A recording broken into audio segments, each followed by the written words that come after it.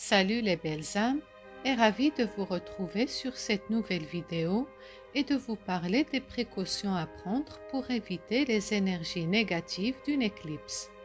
Pour ceux qui sont nouveaux sur cette chaîne, je suis Maria Michaela, guérisseuse, énergéticienne et médium. Les éclipses solaires ou lunaires seraient des événements marquant des transformations importantes spirituellement. Il s'agit d'un puissant moment énergétique où la Lune, le Soleil et la Terre sont alignés. Les principaux facteurs qui distinguent les éclipses sont considérés comme des points karmiques. Le temps de l'éclipse peut devenir soit le point de départ d'une nouvelle vie, soit se débarrasser de quelque chose d'inutile et d'oppressant. Lors d'une éclipse, de nouvelles facettes de vie inconnues peuvent se révéler, des maladies cachées et chroniques sont aggravées, les surtensions, les migraines et les maux de tête, la faiblesse et la léthargie sont possibles. L'énergie puissante qu'elle dégage peut accentuer les émotions positives ou négatives et le risque d'incident ou contretemps est plus élevé. Il est donc important, pendant cette période, d'être particulièrement attentif à nos pensées, nos paroles et nos actes de façon à contribuer au bien-être de tout l'univers. Pendant cette période, il est important d'éviter les querelles, les conflits et de passer plus de temps à la maison. Il est également recommandé de s'abstenir de plans futurs et de décisions importantes. Cela vaut la peine d'attendre que la période d'influence de l'éclipse passe et que les émotions se calment. En astrologie, les éclipses sont associées non seulement à des événements mortels, mais également à la possibilité de passer à une toute nouvelle étape de la vie. Les pratiques ésotériques associées aux éclipses permettent à leur pouvoir d'apporter des changements spectaculaires. Grâce à eux, vous pouvez influencer votre vie personnelle, votre entreprise, votre lieu de résidence et d'autres circonstances. Selon la sagesse védique, la Lune représente le mental, le Soleil représente l'âme et la Terre représente le corps physique. Par conséquent, lorsque ces trois aspects de l'être sont en alignement total, il existe un grand pouvoir qui est transmis pour l'évolution spirituelle. Les éclipses chez les Juifs et les chrétiens sont considérées comme des effets miraculeux et comme des marques sensibles de la colère de Dieu. Dans le livre de Job, chapitre 9, verset 7, il semble dire que l'éclipse est causée par l'interposition de la main de Dieu entre nous et l'astre éclipsé. Il dit que Dieu fait défense au soleil de se lever et qu'il ne se lève pas, qu'il enferme les étoiles et les met comme sous le sceau. Dans le Nouveau Testament, l'éclipse est supposée être survenue au moment de la crucifixion de Jésus-Christ. Et maintenant, passons aux choses à ne pas faire pendant l'éclipse pour éviter la mauvaise chance. Il y a un certain nombre d'activités que vous ne devriez pas faire le jour de l'éclipse en raison de son énergie particulière. Trouvez l'heure exacte de début et de fin de l'éclipse dans votre région. Avant l'éclipse, vous devez vous laver ou prendre une douche.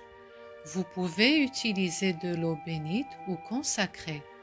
Si vous avez accès à une source d'eau naturelle, vous pouvez l'inclure dans votre bain ou votre douche. Les éclipses sont des spectacles naturels que l'on aime contempler à chaque fois que l'occasion se présente. Mais il est conseillé de ne pas sortir ou de regarder une éclipse. Cela renforce l'impact négatif sur le spectateur. Lorsqu'une éclipse se produit, l'ombre de la Lune se déplace sur la surface de la Terre et la Terre est plongée dans une obscurité temporaire.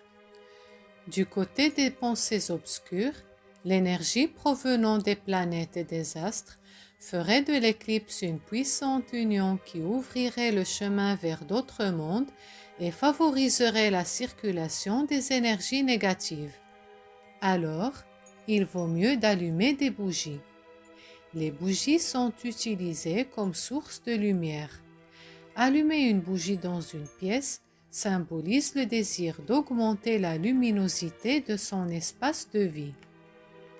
Pendant une éclipse, il y a un niveau d'énergie accru, ce qui a des effets à la fois sur l'environnement extérieur et sur le fonctionnement interne de notre organisme. Par exemple, la digestion est grandement ralentie et il est donc préférable de manger légèrement. Le mieux est de maintenir votre corps aussi vide que possible et aussi conscient que possible.